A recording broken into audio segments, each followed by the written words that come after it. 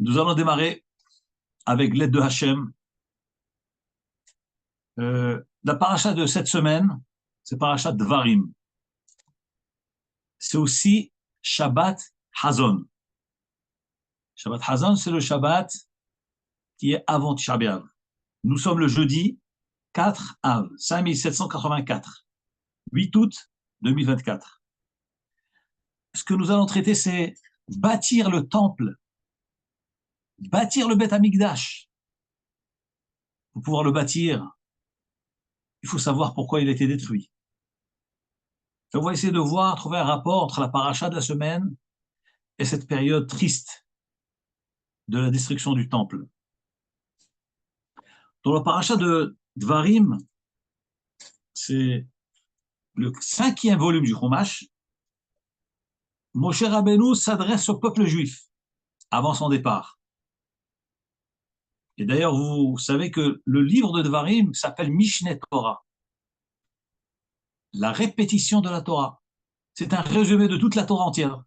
Donc, la Torah, Moshe Rabbeinu répète tous les événements dont ce sefer-là. Et il dit, Ela Dvarim asher diber Moshe. Voici les paroles ou les choses que Moshe Rabbeinu a parlé. El ben Israël au ben Israël. Ve'ever Yarden, de l'autre côté du Jourdain, c'est-à-dire avant de traverser le Jourdain, puisque Moshe Rabbeinu n'est pas rentré en Eretz. Donc, Ve'ever Yarden, de l'autre côté du Jourdain, Bamidbar, dans le désert, Ba'arava, Mol Souf, face à Souf, Ben Paran ou Ben Tofel, entre Paran et Tofel, Ve'Lavan, un endroit qui s'appelle Lavan, Hatserot veut dire Zahav et dit Zahav, d'or. Ici, dans ce passouk, la Torah énumère un tas de noms, un tas de lieux. Et on ne sait pas le sens de ce que cela signifie. Pourquoi ici, Moshe Rabbeinu, lorsque il va parler ces paroles, il a besoin de donner tellement de descriptions, tellement de noms, précision du lieu, Midbar, Yarden, Arava, Souf, Paran, Tofel, Lavan, Zahav, Hatserot. Qu'est-ce que c'est que tous ces noms-là? Rashi nous éclaire. Rashi dit, les filles shehem divrei tochachot. Étant donné que ces paroles-là que Moshe Rabbeinu va exprimer à l'égard du peuple d'Israël, c'est des paroles de remontrance, de reproche. Manakan kol hamekomot. Ici, la Torah a énuméré, Moshe Rabbeinu a énuméré tous les endroits, shir'isu lifnei hamakom bahem. Tous les endroits dans lesquels le peuple juif a contrarié Dieu, a contrarié Akadosh Baruch Hu. Et donc Moshe Rabbeinu a voulu mentionner tous ces endroits-là qui rappellent la contrariété de Hachem. Mais dans quel intérêt? Les fichar satam et advarim, c'est pour cette raison-là que Moshe Rabbeinu a caché les choses et les paroles, viskiram beremez. Il les a mentionnés comme allusion. C'est-à-dire que tous ces lieux que la Torah mentionne, que Moshe Rabbeinu parle, desquels il parle Moshe Rabbeinu, c'est des lieux dans lesquels les bénis Israël ont énervé Hachem. Et Moshe Rabbeinu cherchait à faire le reproche au peuple juif, puisque c'est la fin de la vie de Moshe Rabbeinu. Moshe devait quitter le monde, donc il devait donner de la morale au peuple juif, leur faire du moussard, pour leur éviter des tsarot, pour épargner des malheurs, qui puissent les accabler à cause de leur mauvaise conduite. Donc Moshe Rabbeinu a voulu leur faire des tochachot, des remontrances, mais il n'a pas voulu les humilier, leur faire une remontrance, un reproche et leur faire honte. Nous dit Rashi, Viskiran beremez. Moshe Rabbeinu a mentionné ces lieux-là qui rappellent les mauvaises conduites du peuple juif, Bederer remez, par allusion, mi pene kevoda chez Israël, par respect au peuple juif. Parce que Moshe Rabbeinu respecte l'armée Israël. Moshe Rabbeinu ne veut pas humilier le peuple juif. Alors, mais les laisser passer sans remontrance, on ne pouvait pas. Il fallait dire quelque chose. Donc Moshe Rabbeinu va leur faire du moussard, de la morale, mais d'une manière cachée. Et nous allons voir un peu dans les psukim Comment nous voyons cela? Rashi rapporte cette explication-là, où il est dit Ele Hadvarim. Voici les paroles que Moshe Rabbeinu a parlé. Alors, ici dans le passage on parle de Bamidbar. Moshe Rabbeinu a parlé au peuple juif, de l'autre côté du Jourdain. Bamidbar dans le désert. Qu'est-ce qu'il a voulu dire par le mot, à travers le mot désert? Nous dit Rashi, Bishvil, évidemment, si on est de l'autre côté du Jourdain, c'est qu'on est dans le désert. Pourquoi Moshe Rabbeinu avait besoin de préciser l'autre côté du Jourdain, qui est le désert du Sinaï? Alors dit Rashi, Bamidbar, Bishvil, Shir'isuhu, parce que les Israël ont contrarié, énervé Hachem, Bamidbar dans le désert. Comme il est dit dans le Passouk, Miten Moutenu Bamidbar, qui va donner Moutenu notre mort dans le désert.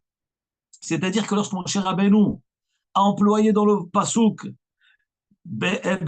Bamidbar, dans le désert, c'est pas qu'il cherche à donner un lieu dit dans lequel il se trouvait. Non, c'est faire la remontrance, leur rappeler l'histoire du Midbar. Que les Israël se sont plaints dans le désert en disant Miten Moutenu Bamidbar. On aurait préféré mourir dans le désert. Et ça, chas v'shalom, c'est un signe de révolte, de mauvaise conduite du peuple juif à l'égard de Hachem. Ensuite, Moshe Rabbeinu dit Ba'arava. Que veut dire Arava? Alors, Rashi explique, là, Moshe Rabbeinu a voulu leur faire allusion chez Hat'ou Bebaal Peor. Les bénis Israël ont fauté dans l'idole de Peor. C'est la fameuse idole dont on a parlé le cours de la semaine dernière. C'était cette idole où il fallait se mettre tout nu devant elle, se découvrir, faire ses besoins devant elle, c'est Péor. Et cette idole se trouvait autour de chaque jeune fille de Midian qui a fait trébucher les bénis Israël. Et cet endroit s'appelle Arvot Moav. C'est ça, Ba'arava. Donc Moshe Rabbeinu a parlé au peuple juif Bamidbar dans le désert. Que veut dire Bamidbar? C'est pour leur rappeler la révolte qu'ils ont eue dans le désert, d'avoir dit on aurait préféré mourir dans le désert. Ba'arava, Moshe Rabbeinu en disant le mot Arava a voulu leur rappeler la faute de Shittim avec les filles de Midian, puisque Arava c'est Arvot Moav, c'est la région de Moav avec les filles de Moav. Moshe Rabbeinu continue et dit Mol Souf, face à Souf. Qu'est-ce qu'il a voulu dire Moshe Rabbeinu par cet endroit-là, Mol Souf? Il a voulu leur rappeler Al-Shimrou Beyam Souf. Les bénis Israël se sont révoltés, détournés sur le Yam Souf, la mer rouge. Comme il est écrit dans le Passouk, Hamibeli en Kevarim Bemitzraim.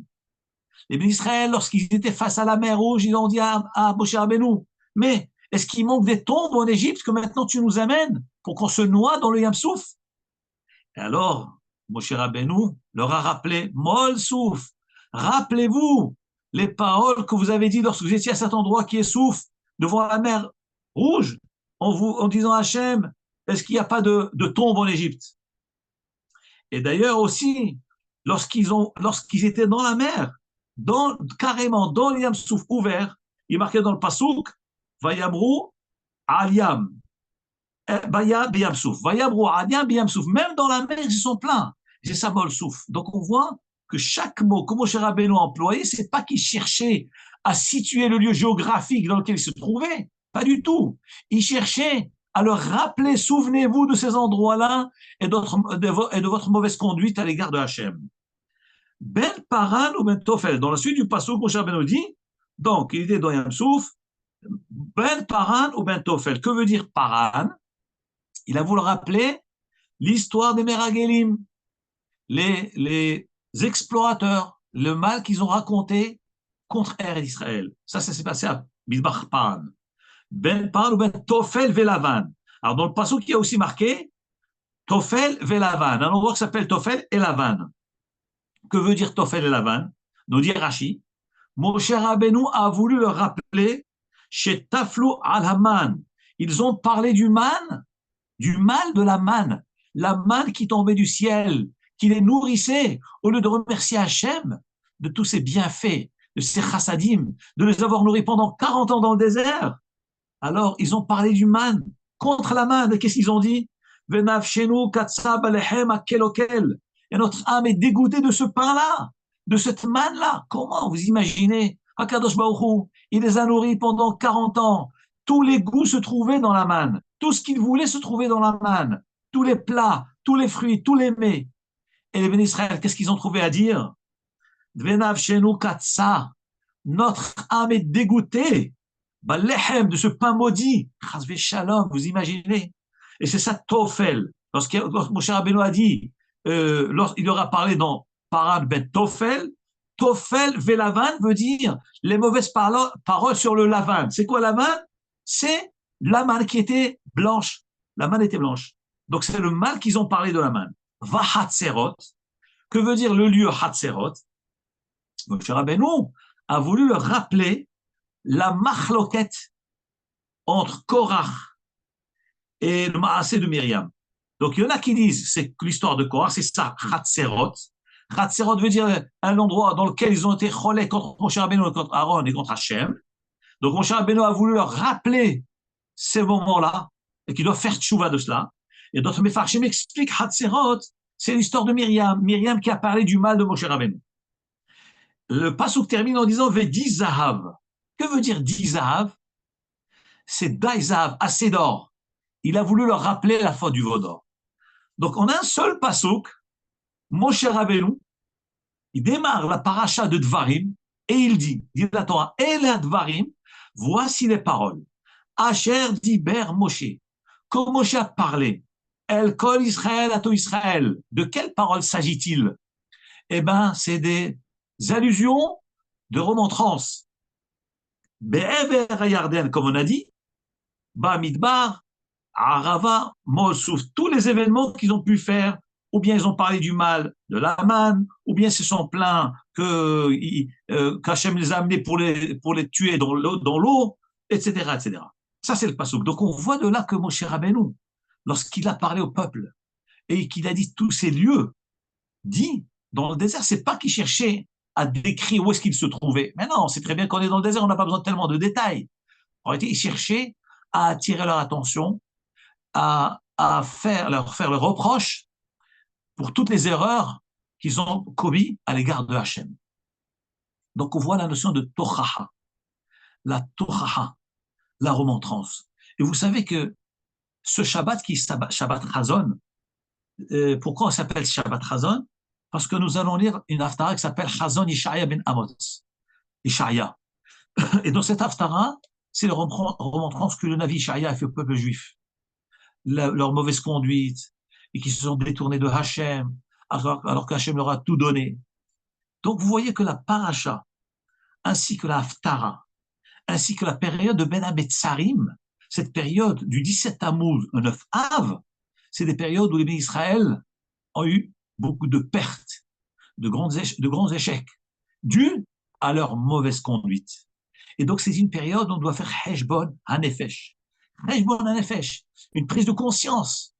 Et justement, c'est comme ça que nous pouvons avancer et préparer la reconstruction du troisième Beth Amikdash. La Gemara dans le traité de Ta'anit.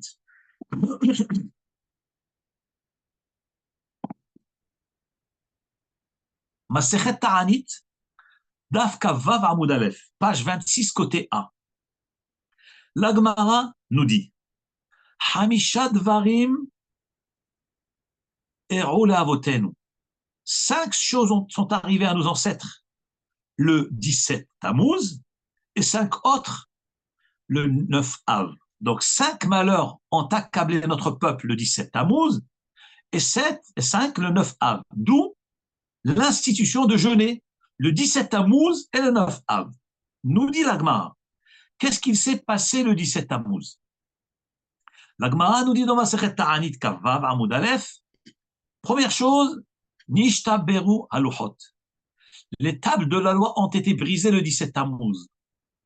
Moshe Rabbeinu est resté 40 jours sur le mont Sinaï.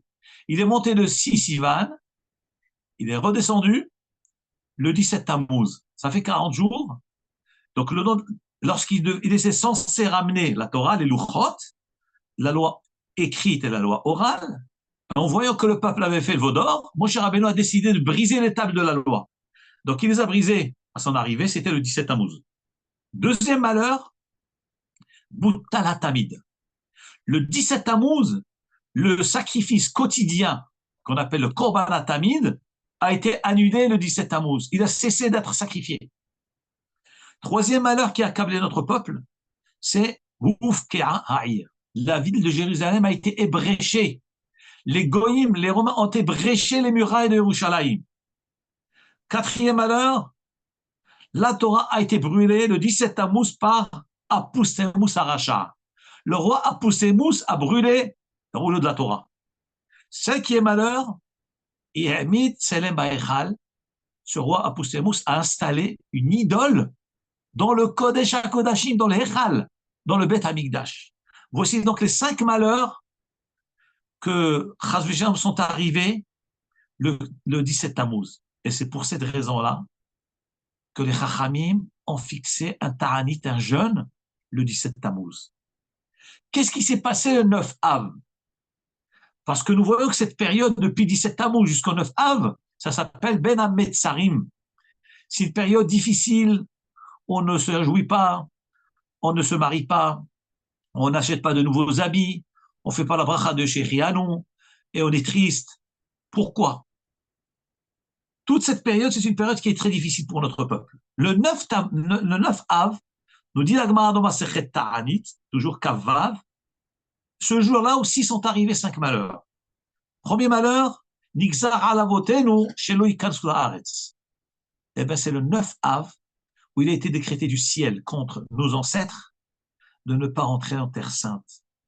Ce jour-là, de Tisha B'Av, il y a marqué que Vaivku, Ha'am alaylaou, les bénis Israël ont pleuré cette nuit-là. C'était le jour où les explorateurs étaient revenus, censés amener des bonnes nouvelles, d'encouragement, de la conquête vers la conquête de la Terre Sainte, promise par Hachem, mais eux, malheureusement, sont venus et ont dit le contraire.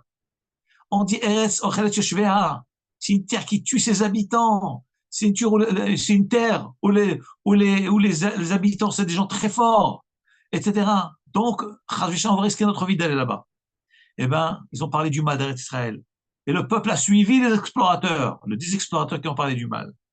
Et Akadosh Baruch Hu a décrété, puisque vous avez pleuré des larmes gratuitement, prié à Chinam, des larmes non justifiées. Moi, je vous ai promis une bonne terre. Et vous pleurez en pensant que cette terre est mauvaise pour vous. Eh bien, donc c'est pleurer en vain. Eh bien, Akadosh Baruch Hu a décrété que pour toujours, il y aura cette nuit-là, du 9 Av, qui sera une nuit où Am Israël va avoir des malheurs et des pleurs tout au long des générations. Donc, la Xéra a eu lieu le 9 Av, premier malheur. Deuxième malheur qui découle de cette première Xéra, c'est la destruction du premier temple. Troisième malheur, destruction du deuxième temple. Donc, premier temple, deuxième temple, ça fait 3 malheurs. Quatrième malheur, Nilkeda Bétar. La ville de Bétar a été prise par les Goïms. Et la Gemara nous raconte, elle décrit dans Masechet Gittin le nombre extraordinaire de milliers, si ce n'est pas de millions d'habitants, de Juifs qui habitaient dans la ville de Bétar. Et les Goïms ont encerclé cette ville, ils ont tué tous les gens qui étaient dans cette ville. Et la Gemara nous raconte dans Masechet Gittin, Dafnun Vav, Amud Bet, Nudzaïn, qu'il y a eu tellement de sang que le sang a coulé, et ça a fait des rivières de sang qui a atteint le Yam HaGadol, la Méditerranée, tellement qu'il y a eu de morts dans cette ville-là. Cinquième malheur, Nehresha Ha'ir.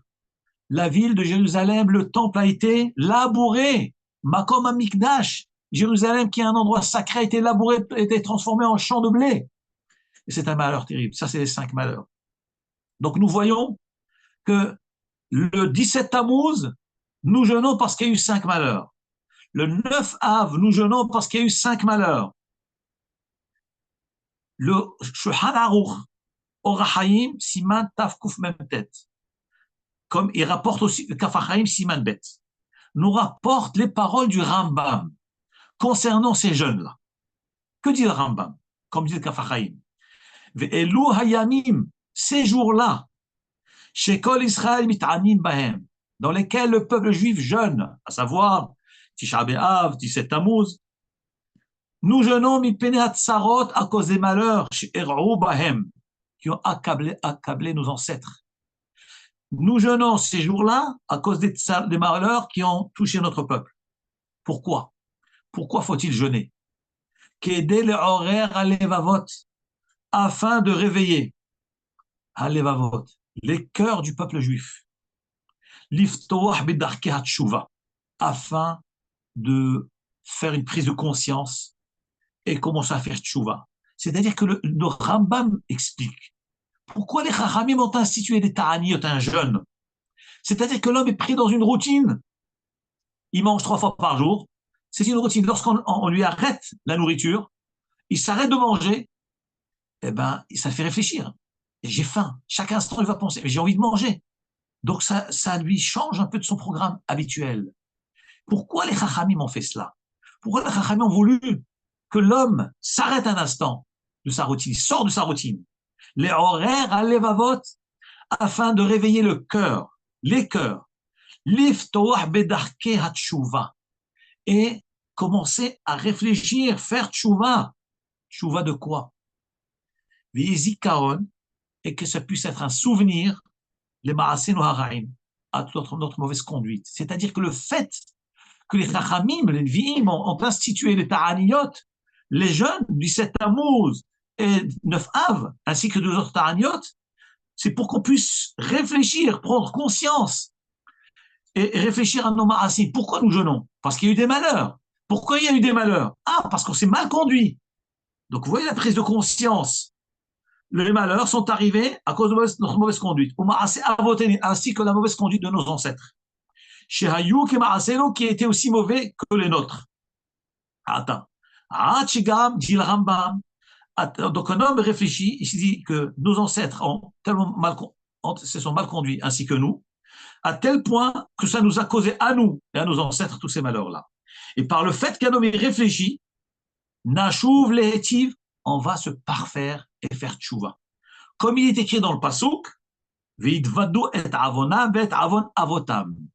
Ils reconnaîtront leur faute et la faute de leurs ancêtres. Ça, c'est les paroles du Rambam, telles qu'elles sont rapportées dans le Kaf HaChaim sur le Shulchan Aruch. Donc nous voyons de là, il y a les Ta'aniot, les jeunes. Ces jeunes-là, on les a institués à cause des malheurs. Et ces malheurs, donc, nous devons jeûner pour nous rappeler de ces malheurs. Et ces malheurs nous rappellent que la mauvaise conduite a causé ces malheurs-là. Et donc, ça nous oblige à nous à faire tchouva.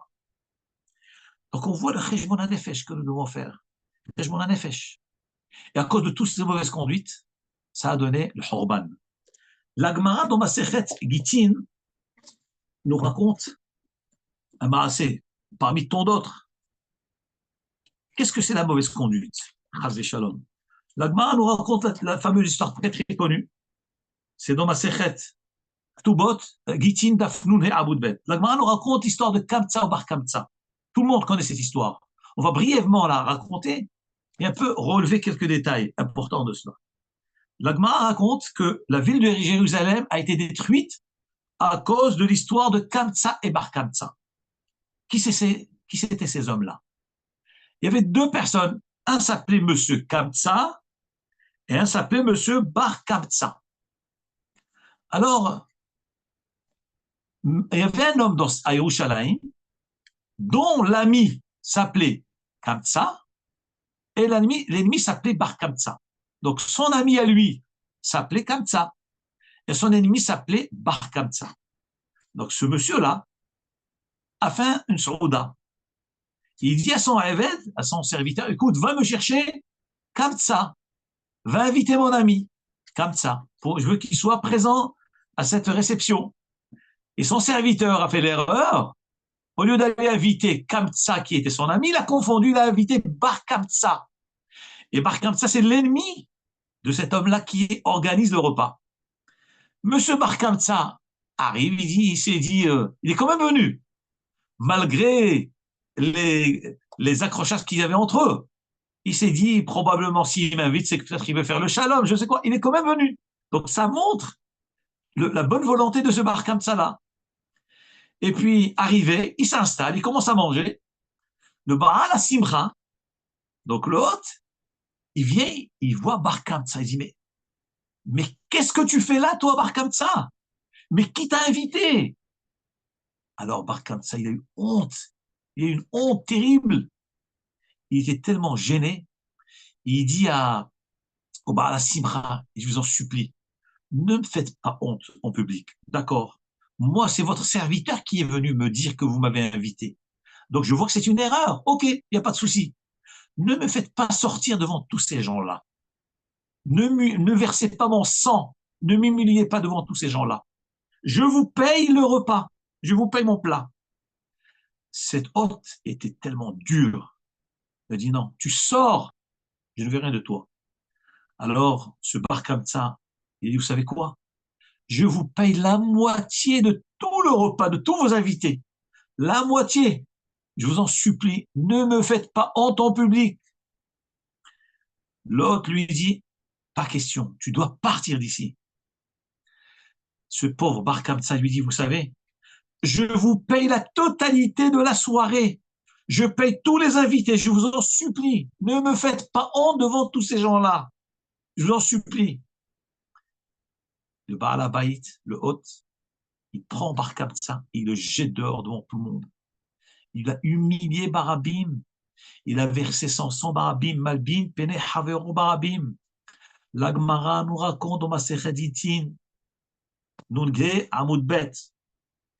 Bar Kamsa a eu tellement mal, tellement honte.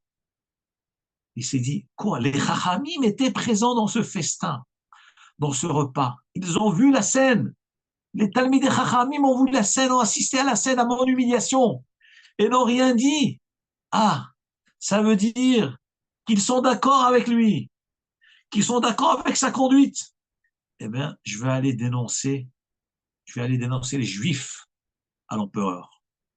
Et la Gemara nous raconte, il a été chez César, il a dit, vous savez, César, les Juifs se révoltent contre vous. César lui demande, mais quelle preuve tu as? Il dit, mais essayez, envoyez un sacrifice. Dites-leur qu'ils sacrifient un sacrifice dans leur temple, et vous allez voir s'ils vont le sacrifier. Et on sait très bien qu'un goy qui envoie un sacrifice au Beit Hamikdash, on l'accepte, on fait le sacrifice. Eh ben, César a dit, on va faire le test. Il a pris un veau, âgé de 3 ans, il l'a donné à ce Barkam. Ça lui a dit, vas-y, amène-le au Beit Hamikdash et on va voir si tu as raison, si vraiment les Juifs sont révoltés contre moi ou pas. Alors, en cours de route, qu'est-ce qu'il a fait Bar Kamsa? Il a mis un défaut dans le corps de ce veau-là. Il y en a qui disent qu'il lui a blessé la lèvre, il y en a qui disent qu'il lui a fait une blessure dans l'œil, au niveau dans l'œil. Maintenant, pourquoi ce Bar Kamsa, il a fait ces défauts-là? Parce que nous savons bien que ce défaut, pour le juif, n'est pas un problème. Pour le gars, n'est pas un problème. Pour le juif, c'est un problème. Et alors, il s'est dit, lorsqu'on a amené le Korban au Beit Hamikdash, il l'a amené. Alors, la Gemara raconte, les Chachamim ont voulu malgré tout quand même amener ce sacrifice, Mishum Shalom, pour ne pas faire la marloquette, parce qu'il y avait quand même un défaut sur le Korban. Il y avait un défaut. Alors, ils ont dit, on va quand même le sacrifier, parce que sinon, il y aura une marloquette avec le roi, l'empereur. On va quand même le faire. Il y avait un homme qui s'appelait Rabbi Zechariah ben Afkoulas. Il a dit, non, si vous faites ça, les gens vont dire que les bêtes qui ont des défauts, on peut les sacrifier. Donc, non, il ne faut pas le faire. Donc, en fin de compte, ils ont dit, certains voulaient qu'on sacrifie, il a empêché. Après, ils ont dit, on n'a qu'à condamner Bar Kamsa, on va le tuer. Ils ont dit, non, si on tue, les gens vont dire qu'un homme qui amène un corban qui a un défaut, Hayav Mita. Alors, qu'est-ce qui s'est passé? On n'a rien fait. Ni on a tué Bar Kamsa, ni on a amené le sacrifice. L'empereur a su la nouvelle que le sacrifice n'a pas été fait. Eh ben, c'est comme ça que ça a déclenché la guerre des Romains contre Jérusalem. Ils ont détruit toute la ville de Yerushalayim. De toute cette histoire-là, rapportée dans la Gemara, qu'est-ce que nous voyons? Nous voyons que tout le problème est venu de la haine, de la sin'a de cet homme-là, qui n'a même pas cédé un grain cet homme-là à l'égard de cet homme Bar Kamsa. Il aurait pu lui éviter cette honte. Il était prêt à tout. Il est prêt à. D'abord, c'était accidentel. Il n'est pas venu de lui-même. C'est le serviteur de cet hôte qui a voulu. Et par ailleurs, cette Bar Kamsa était prêt à tout payer. On voit la dureté d'un homme. La dureté, la haine d'un homme, elle peut amener jusqu'à la destruction du temple. La sin'a, c'est pour ça que la Gemara a dit sin'at rinam, c'est ce qui a causé Horban Habayit. La sin'at rinam, c'est ce qui a causé la destruction du temple. La Gemara nous rapporte dans Masechet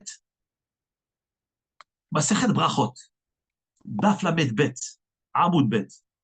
La Gemara dit, depuis que Beth Amikdash a été détruit, Amar Rabbi El-Hazar, Rabbi El-Hazar dit, Miyom Shehara Beth Amikdash, depuis que le temple a été détruit, Nin Alu Sha'are Tefila, les paroles de la Tefila, les portes de la Tefila se sont fermées.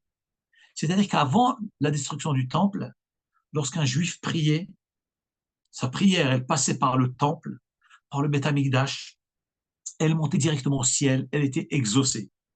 Mais que depuis que Beth Amikdash a été détruit, nous dit Rabbi El-Hazar, Alav Shalom, les portes de la Tfila se sont fermées.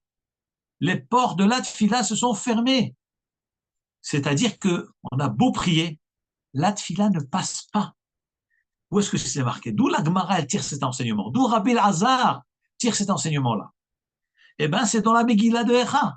C'est la Megillah de Echa que nous allons lire à Tisha B'Av. J'espère que ce sera la dernière année que nous allons lire. Ou bien, du tout, on n'aura même pas besoin de la lire. Il y aura Beth Amikdash qui va se reconstruire avant Tisha B'Av. Bezat Hashem, Mashiach va venir bientôt. En tout cas, en attendant, qu'est-ce qu'il est dit dans Micha, Echa, chapitre 3? Il est marqué dans le passage Gam ki etzak ba'shavea. Même si moi, je crie, j'implore Dieu, Satam tefilati. Hakadosh Baruch a fermé ma prière. Hakadosh Baruch Hu a bloqué ma tfila à cause du Horban Beth Amikdash. Vous allez demander, mais alors si c'est comme ça, alors comment, alors quoi sert de prier alors de nos jours? Depuis Horban Beth Amikdash, nous prions tous les jours, 3 fois par jour.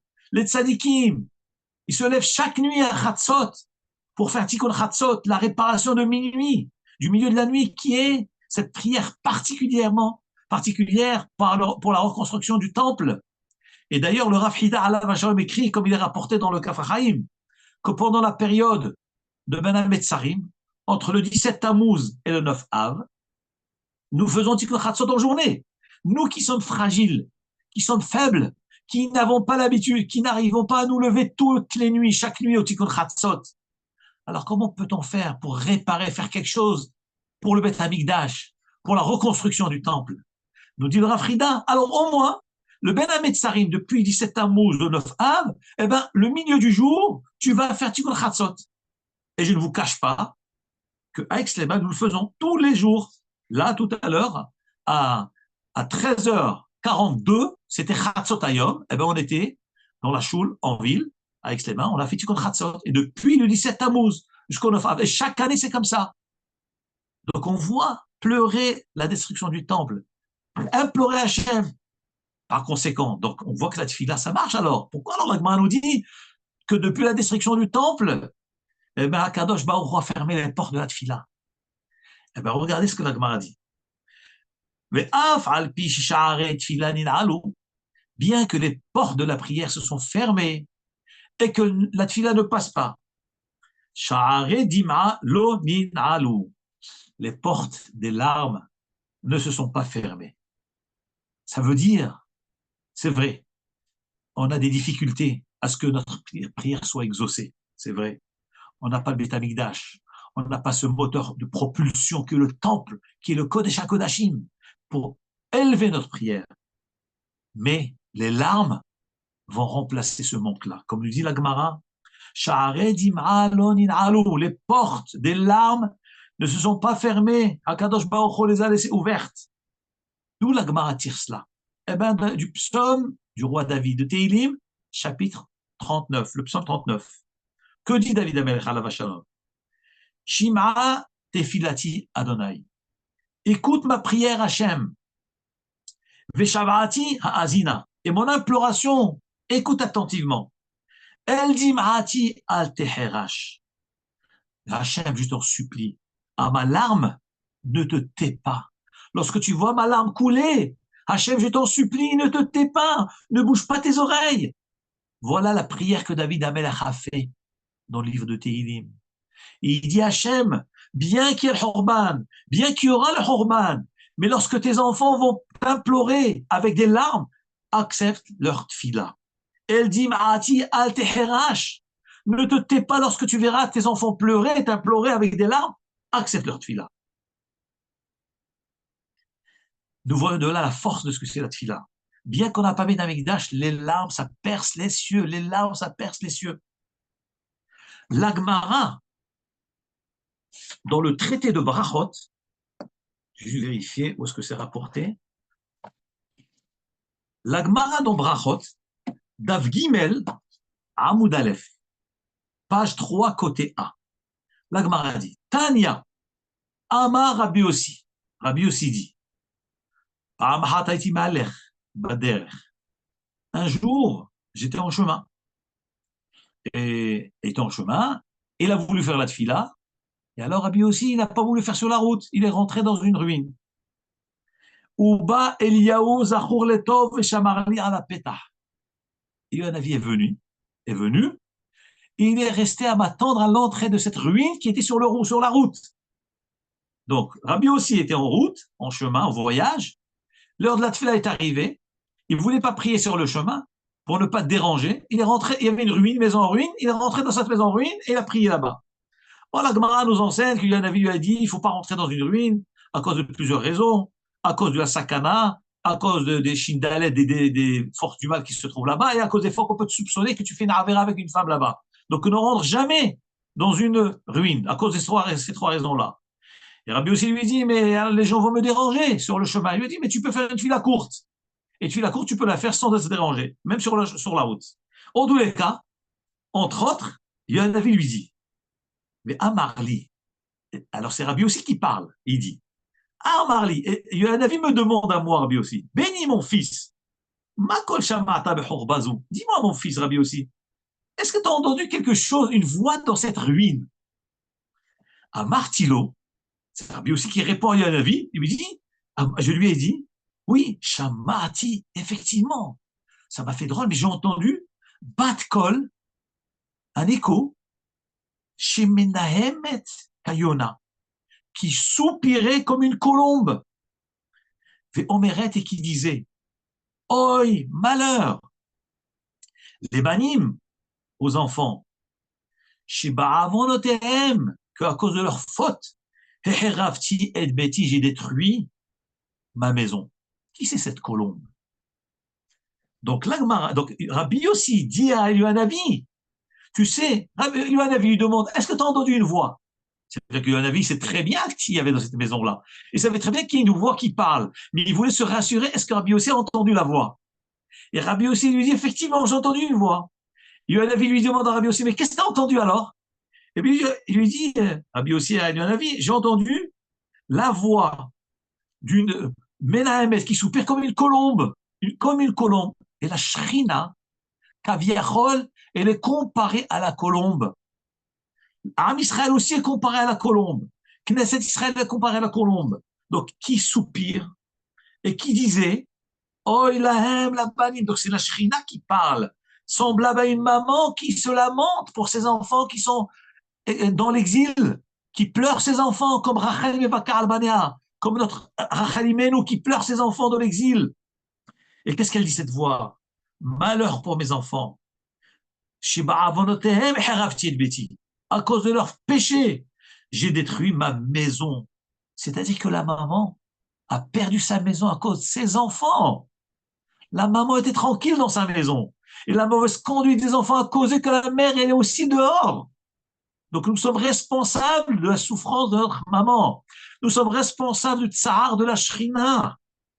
Voilà ce qu'on déduit de cette Gemara. Et elle dit, mais regarde, malheur pour mes enfants qu'à cause d'eux, à cause de leur faute, j'ai détruit ma maison. Sarafti et Techali, j'ai brûlé mon sanctuaire, le temple. Vigletim les Benaomot, et j'ai exilé mes enfants parmi les nations. Donc la maman qui pleure, j'ai perdu ma maison, j'ai perdu mon sanctuaire, j'ai perdu mes enfants, ils ont été exilés. Tout ça à cause de qui? À cause d'eux, à cause de Raverot. Alors, c'est ce que Rabbi aussi a entendu dans cette ruine et qu'il a raconté à Yonavi. À Marli, Yonavi me dit je te jure par ta vie et la vie de ta tête. Pas seulement maintenant. Toi, tu crois que accidentellement tu arrives et qu'elle l'a dit maintenant une fois. Pas du tout. Elle l'a. Bechol yom vayom. Yonavi dit à Rabbi aussi sache tous les jours. Shalosh pe'amim b'yom omeret kach. 3 fois par jour, cette maman pleure ses enfants. Cette maman pleure la destruction de sa maison. Et l'incendie du Beth Amikdash, de son foyer, elle pleure 3 fois par jour. Toi, tu l'as entendu une fois. Mais en réalité, c'est 3 fois par jour. Et pas seulement 3 fois par jour. Mais l'Ozou Bilvad, elle a, il y en avait continué dit, pas seulement 3 fois par jour, elle dit ça, mais chaque fois que les Juifs se réunissent dans des synagogues ou dans des salles d'études, des yeshivot, Véronim et répondent, Yehe Shema Rabba Mevarach, que le nom de Hachem soit grand et soit béni. Chaque fois que l'Israël répond Amen et Shema Rabba, dans les choules et dans les Beth Midrashot, à cet instant-là, qu'est-ce qui se passe dans le ciel? Hakadosh Baruch Hu Menania Rosho, Hakadosh Baruch Hu, il bouge la tête, comme ça. Et Omer, il dit, lorsqu'il entend ses enfants dire Amen, Yeshemer Rabba Mevarar, lorsqu'Hachem entend ses enfants le louer, alors, et le vénérer, qu'est-ce qu'Hachem dit? Il bouge la tête comme un kaviachol, triste, et il dit Hachem Meler, bonheur pour le roi, chez Mekalissin Otobeveto, qu'on est en train de louer dans sa maison. Parce que la choule et le Beth Midrash, le Beth Knesset, c'est la maison de Hachem. Et Hachem dit bonheur pour le roi qui est loué dans sa maison. Contrairement à ceux qui parlent à la choule, ils blasphèment Hachem, Chazvé Shalom. Tu vas dans le palais du roi et tu parles devant le roi, tu parles de ta vie et toutes tes histoires, sans parler des paroles interdites, sans parler du Lachon Hara, sans parler du business. Mais tu es devant le roi des rois, tu es dans son palais et tu parles devant lui, tu n'as pas honte? Nous dit la Gemara, lorsqu'Hachem entend ces paroles d'Amen Yeshemer Rabba, que le nom d'Hachem soit agrandi, qui est prononcé par Israël, le roi bouge sa tête et dit bonheur pour ce roi qui est loué dans sa maison qui est la choule. Malo, à ce moment-là, pourquoi Hachem bouge la tête comme ça, de cette façon-là? Dire triste, il est triste parce que le roi dit mais pourquoi ce père a exilé ses enfants? Mais c'est des enfants extraordinaires que j'ai, c'est des enfants magnifiques que j'ai, pourquoi je les ai exilés? Oh, il a la banim, malheur à ces enfants qui étaient renvoyés, mais al shulchan avihem, de la table de leur père. C'est-à-dire, en d'autres termes, lorsque les bénis Israël disent Amen Yeshem Rabba, sanctifie le nom d'Hachem dans la choule, dans la maison de Hachem, Kavirol Hachem, Kavirol, il se remet en question, mais pourquoi je les ai exilés? Il faut vite les ramener à la maison, ces enfants-là, il faut les ramener. Et vous voyez, tout cela est lié avec le Horban Bet Hamikdash, puisque c'est la Shrina qui pleure. Donc cette histoire de l'Agma, de Maseret Brachot Dav Gimel, de Rabbi aussi, et qui entend cette voix qui se lamente comme une colombe, c'est à cause du Horban justement. Pourquoi elle se lamente? Parce qu'elle n'a pas de maison, parce qu'il n'y a pas de Bet Hamikdash. Et nous nous trouvons justement dans cette période de Horban Bet Hamikdash, du 17 Tammuz au 9 Av. Et Hachem veut qu'on revienne vers lui, qu'on fasse tchouva, qu'on aime l'un l'autre, on s'aime l'un l'autre, à avatrinam, gratuitement, pas garder des rancunes dans son cœur, pas garder de la haine, respecter le Beth Knesset, respecter le Beth Midrash, respecter la maison de Hachem. C'est comme ça qu'on va bâtir le temple. C'est de cette façon-là qu'on va ramener la Shrina. C'est de cette façon-là qu'on va réveiller le cœur de notre Père qui attend que ça, qu'il attend, mais mes enfants, mais vous faites quoi? Qu'il puisse dire, qu'est-ce que j'ai fait d'avoir renvoyé mes enfants de la maison? Qu'est-ce que j'ai fait d'avoir détruit leur maison? Pourquoi j'ai fait ça? C'est les mots de la Gemara. Mais ces sensations-là, ce sentiment-là, cette parole, cette attitude, elle se réveille à quel moment? C'est-à-dire qu'il voit ses enfants attachés à lui, ses enfants qui reviennent vers lui, ses enfants qui l'acclament et qui disent Yehé, Shemer, Rabba, Mevarar, que le nom d'Hachem soit béni. Oh, et vous imaginez un père qui entend ces paroles, mais il craque, il craque. Il dit qu'est-ce que j'ai fait d'avoir envoyé ses enfants? Il faut les ramener vite à la maison. La Gemara nous raconte dans ma Sechet, toujours Brachot Daflamet Bet Amud Bet. Ve'amar Rabbi El-Hazar. Rabbi El-Hazar dit Miyom Sheharav Bet Hamikdash. Depuis que Bet Hamikdash a été détruit, Nifseka Homad Barzel Ben Israël et Abiem Sheba Shamayim. Vous remarquerez que le premier enseignement qu'on a dit tout à l'heure de Brachot Lamet Bet, c'est Rabbi El-Hazar qui le dit. que depuis que Beth Amikdash a été détruit, les portes de la Tfila ont été fermées. Donc, fermeture des portes. Là, le même Rabbi Lazar, il dit quelque chose de plus fort encore, pour nous faire sentir le tsar, les conséquences et les répercussions de la destruction du temple. Qu'est-ce qu'il nous dit, Rabbi Lazar, dans la suite de cette Gemara-là, Barachot la Bet, Miyom Sheneherav Bet Amikdash, depuis le jour où le temple a été détruit, Nifseka Chomat Barzel Ben Israël Aviem Shiva Shamayim, une muraille en fer sépare entre Israël et leur Père qui est dans le ciel. C'est-à-dire, non seulement les portes de la Tfila se sont fermées, mais il y a une cloison supplémentaire qui s'est installée en ferraille, une muraille de fer qui sépare Israël de leur Père. Alors là, c'est pire de tout, c'est-à-dire non seulement la Tfila, on ne peut pas la faire, mais en plus, c'est qu'il y a une muraille en fer, tu peux crier, hurler, mais on n'entend rien de tout ce que tu racontes. Tu peux souffrir, tout ce que tu veux, crier toutes tes forces, on ne t'entend pas. Et d'où la Gemara dit cela. Parce que, dit Rabbi Lazar, parce qu'il est marqué dans Yeheskel, chapitre 14, Ve'ata ben Adam, et toi l'homme. Donc c'est le prophète. Yeheskel dit au Ram Israël, toi l'homme, toi Israël, Kachlecha mahavat barzel. Donc dans sa prophétie, il dit Yeheskel, toi l'homme, toi le juif, prends mahavat, une poêle en fer, Venatata ota, et tu vas la mettre, cette poêle en fer, Kir barzel, comme un mur en fer, ben ha ou ben ha'ir, entre toi et la ville. Et nos Chachamim expliquent que cette prophétie veut dire, c'est la révélation de la méritza en fer, de séparation de fer qui sépare Israël du peuple de Hachem à cause du Horban Bet Hamikdash. Voilà la révélation du Cheskel, de l'Arabi Lazar, dit que depuis Horban Bet Hamikdash, il y a cette espèce de muraille en fer qui sépare entre Ben Israël et Hachem, à part le fait que les portes de la Tfila sont fermées. La Gemara continue. Rapporté dans Brachot Daf Nun Het Amud Bet. Brachot Nun Het Amud Bet. La Gemara nous dit, Amar Rabbi Yochanan. Rabbi Yochanan dit, Miyom Shehara Bet Hamikdash. Depuis le jour où Bet Hamikdash a été détruit, Nikzera Gzera al Batem Shel Tzadikim. Hakadosh Baruch Hu a décrété un décret sur les maisons des tzadikim, chez Harvou, qui soient détruits. Donc, pas seulement que ta tfila ne passe pas, parce qu'il n'y a pas Beth Amikdash, pas seulement qu'il y a cette muraille de fer, mais les Talmidei Chachamim souffrent dans ce olam.